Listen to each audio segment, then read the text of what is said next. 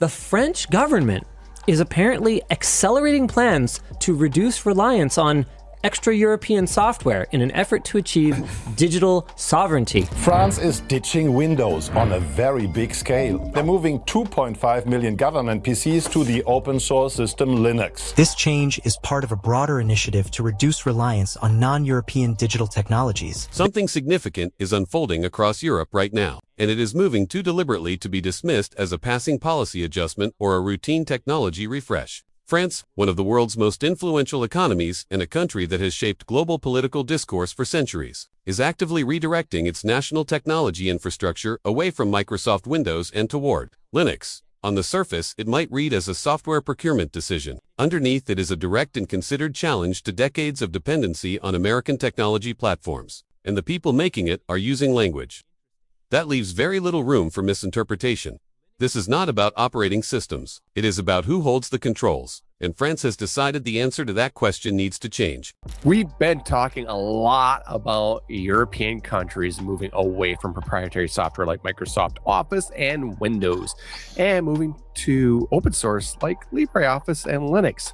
This week, another domino falls as France is making one of the boldest government IT moves in Europe. When senior French officials begin speaking publicly about reclaiming their country's digital destiny, that phrasing is not accidental or rhetorical. It is a policy signal dressed in plain language, and the strategy attached to it is gaining institutional momentum with every passing month. France has formally begun accelerating efforts to reduce its dependency on technology originating outside Europe, with particular focus on software produced by American corporations. Microsoft, as the provider of the operating system running on the majority of French government workstations, sits directly in the path of that strategic pivot. The question worth sitting with is not whether this shift is happening. It clearly is. The more revealing question is why this moment, and why with this level of urgency and official commitment. It is officially preparing to replace Windows desktops with Linux across the country, and every ministry has been told to put together its own implementation plan by autumn 2026.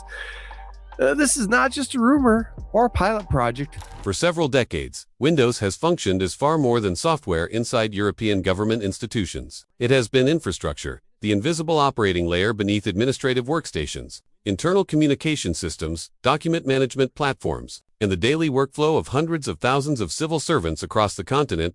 In France, that dependency ran deep and largely unquestioned for years. It was simply the environment in which government technology operated. That assumption is now being formally challenged. France's government digital agency, known as DINOM, has been identified as the initial testing ground for the transition, with its workstations beginning to shift away from Windows toward a Linux-based operating environment. The agency responsible for coordinating France's digital infrastructure is the first to move. That sequencing is not coincidental. France is officially ditching Windows for Linux. Yeah, an entire government is moving away from Microsoft and switching to an open source platform instead, replacing Windows, Teams, and other tools with systems they can fully control within France. And the reason isn't just performance. It's something called digital sovereignty.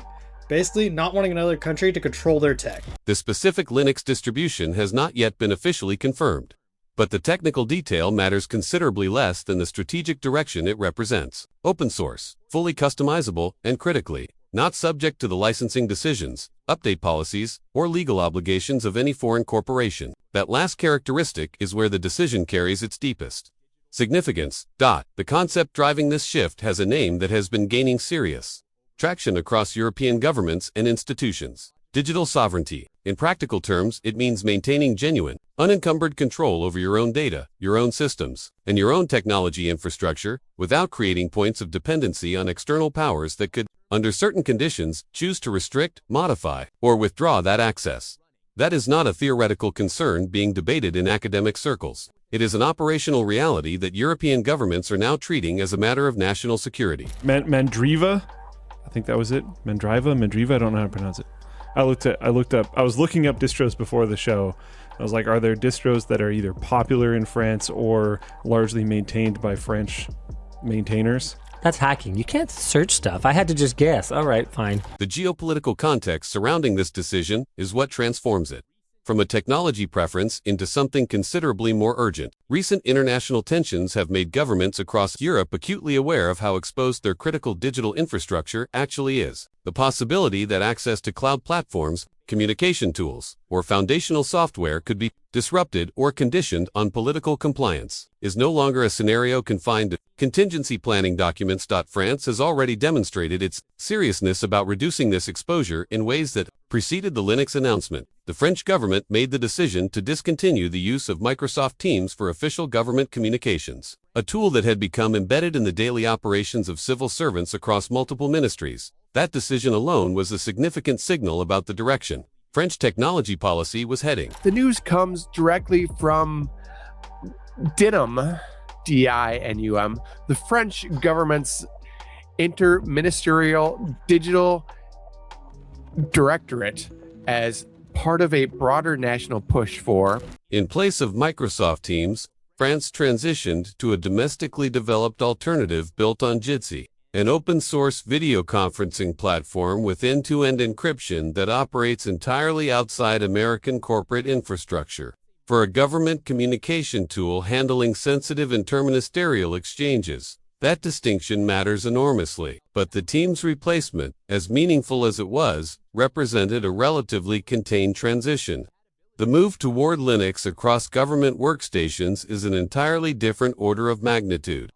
Migrating an entire government technology ecosystem away from Windows means addressing thousands of machines, legacy systems built around Windows-specific dependencies, internal tools that have never been tested in another environment, employee retraining across dozens of agencies, and compatibility challenges that will require sustained technical investment to resolve. Organizations do not undertake transitions of that complexity and cost unless the commitment behind them is genuine and long-term. France is not experimenting. It is rebuilding, and it is doing so with the full institutional weight of a government that has decided the current arrangement is no longer acceptable. I think they're going to be based, and they're actually going to roll their own. They wouldn't be the first government to do that, and I think it's going to be based on Arch.